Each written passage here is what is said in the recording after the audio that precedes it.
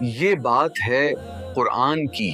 یہ ہمارا خدا ہے اور یہ اس کی بیوی ہے اور یہ اس کے بچے ہیں۔ ہمارا خدا اکیلا نہیں ہے۔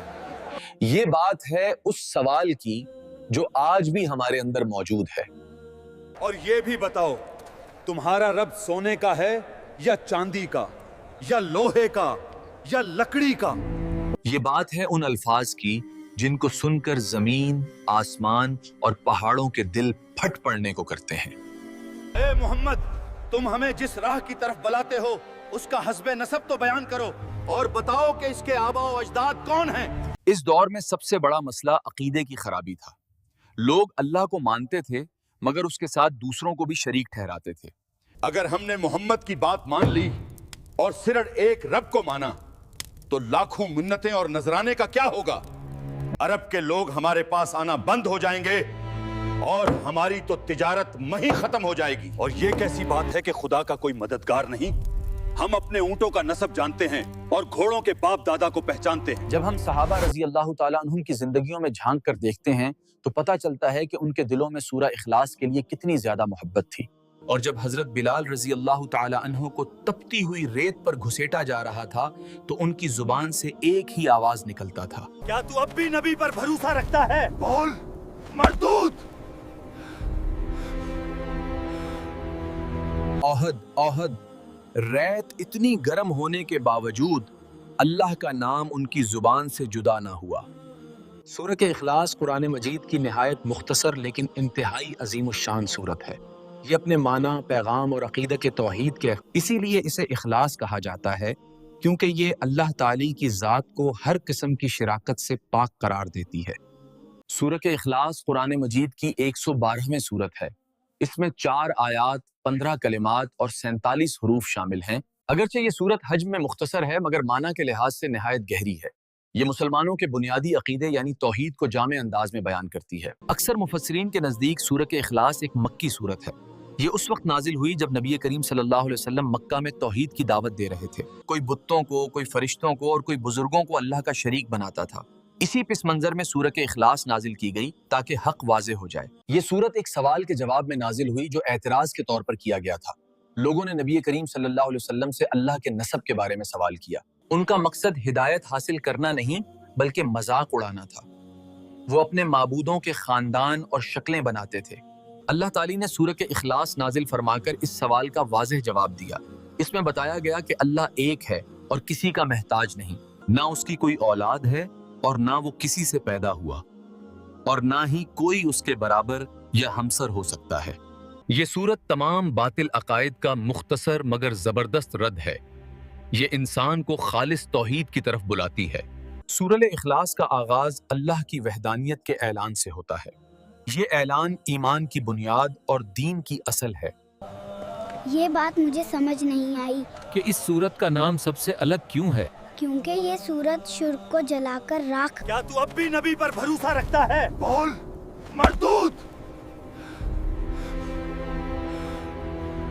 اللہ ہی عبادت کے لائق ہے اور اسی پر بھروسہ کیا جانا چاہیے۔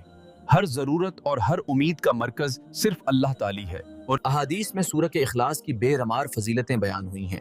نبی کریم صلی اللہ علیہ وسلم نے اسے قرآن کے 1/3 کے برابر قرار دیا۔ اس کا مطلب یہ ہے کہ توحید کا پورا پیغام اس میں سمو دیا گیا ہے۔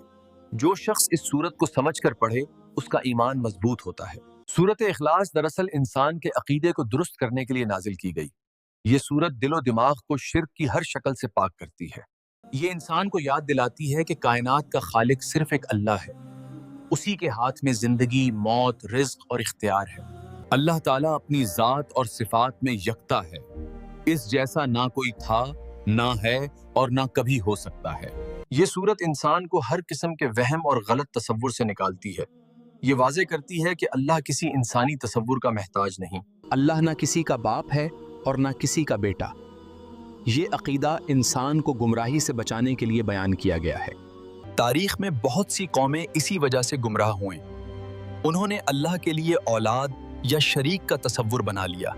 یہ سورت ہمیں سکھاتی ہے کہ اللہ ہی سب سے بے نیاز ہے اور ساری مخلوق اپنی ہر ضرورت میں اسی کی محتاج ہے۔ سورت اخلاص ان تمام باطل نظریات کو جڑ سے ختم کرتی ہے۔ یہ انسان کو خالص ایمان کی طرف بلاتی ہے۔ انسان کی زندگی میں جب بھی کوئی مشکل آتی ہے تو سورۃ اخلاص اسے صحیح سمت کی طرف رہنمائی کرتی ہے۔ یہ سورت انسان کو بتاتی ہے کہ مدد صرف اللہ سے مانگی جائے، کسی مخلوق کو اللہ کے برابر نہ سمجھا جائے۔ یہی خالص توحید کا پیغام اسلام کی بنیاد ہے۔ اسی عقیدے پر ایمان کی عمارت قائم ہوتی ہے۔ نبی کریم صلی اللہ علیہ وسلم کو سورۃ اخلاص سے خاص محبت تھی۔ آپ صلی اللہ علیہ وسلم اسے نمازوں میں کثرت سے پڑھا کرتے تھے۔ یہ سورت زبان پر ہلکی مگر میزان میں بھاری ہے۔ اس کا اجر اور ثواب بہت عظیم ہے۔ جو شخص اس سورت کو سمجھ کر پڑھتا ہے اس کے دل میں اللہ کی عظمت بیٹھ جاتی ہے، اس کا ایمان مضبوط ہوتا ہے اور اس کا یقین پختہ ہو جاتا ہے۔ وہ دنیا کی ظاہری طاقتوں سے خوفزدہ نہیں ہوتا۔ یہ یاد دلاتی ہے کہ انسان خود کچھ بھی نہیں، جو کچھ ہے وہ صرف اللہ کے فضل سے ہے۔ اگر ایک مسلمان سورۃ اخلاص کو اپنی زندگی کا حصہ بنا لے تو اس کا ایمان خالص اور عمل درست ہو جاتا ہے۔ یہ سورت انسان کو اللہ کے قریب کر دیتی ہے اور اسے دنیا و آخرت میں کامیابی کا راستہ دکھاتی ہے۔ یہ مختصر سورت قیامت تک کے لیے ہدایت ہے، جو ہر دور کے انسان کو صحیح عقیدہ سکھاتی ہے۔ سورۃ اخلاص کا پیغام کبھی پرانا نہیں ہوتا، یہ ہر زمانے میں اتنا ہی سچا اور طاقتور ہے۔ یہ انسان کو اللہ پر مکمل بھروسہ کرنا سکھاتی ہے، اور یہی بھروسہ کامیابی کی اصل کنجی ہے۔ تو ناظرین، آج کا موضوع یہاں اختتام پذیر ہوتا ہے۔